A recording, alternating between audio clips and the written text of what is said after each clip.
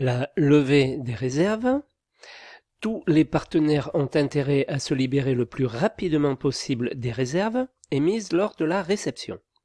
Pour clore efficacement cette phase, le rôle de chacun et les dispositions pratiques doivent être anticipés. Alors, liste des réserves possibles. Elle est établie par le maître d'œuvre lors des visites préalables à la réception. Chaque réserve doit être précise et définir la nature du travail à réaliser en cohérence avec les marchés, la localisation exacte du travail dans le bâtiment. À chaque réserve est attribué un responsable chargé d'effectuer le travail, désigné par le maître d'œuvre ou le coordonnateur OPC pour des marchés allotis, le mandataire du groupement ou l'entrepreneur général, l'entrepreneur principal pour ses sous-traitants. Délai de levée des réserves. Donc en marché public, le délai est fixé par la personne responsable du marché, ou en l'absence de cette précision, ce délai est de 3 mois après la réception pour les prestations non exécutées, 3 mois avant l'expiration du délai de garantie pour les prestations mal exécutées, imperfection, malfaçon. En marché privé, le délai est de 60 jours à compter de la réception par l'entrepreneur du procès-verbal de réception, sauf accord commun.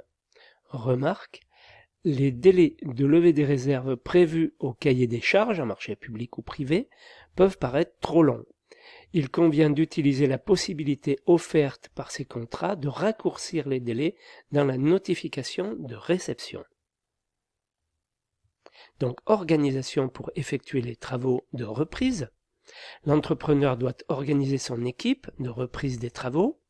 Les reprises concernant plusieurs corps d'État doivent faire l'objet d'une coordination afin de permettre, par exemple, l'intervention du peintre en dernier.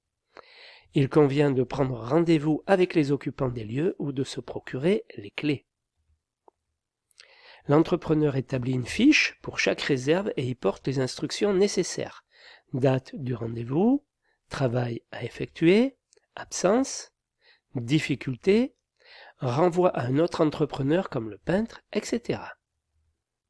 On peut faire signer la fiche par l'occupant des lieux, pour accord, lorsque la reprise n'est pas trop technique.